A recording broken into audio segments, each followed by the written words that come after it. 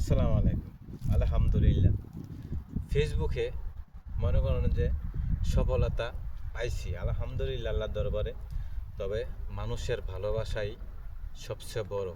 আজকে যদি আমার প্রতি মানুষের ভালোবাসা না থাকতো তাহলে আমি এই মঞ্চতে আসতে পারতাম না।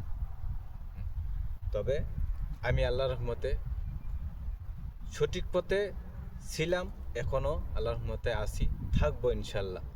হ্যাঁ, আল্লাহ পাকের কাছে হাজারো কোটি শুকরিয়া আদায় করি। কিন্তু বেলাইনে যাই নাই, আল্লাহ যাতে নাও নিতে পারে। এবং কি যার ভিতরে লোভ লালসা আছে, হ্যাঁ, এরা বেশি দিন টিকে না। আর মনে করেন যে এই জিনিসটা আমার প্রতি নাই। আর আমি সাদির এক কথার মানুষ, যদি ভালো লাগছে কলজা কাইটটা খাওয়ামো, আর যদি মনে করেন ভালো লাগছে না, হ্যাঁ, তাহলে কি জীবন জীবনও তুমি পাইবা না। যে কোনো জিনিস, হ্যাঁ, মন দিলাম, হ্যাঁ, তুমি কোনো কিছুই পাইবা না।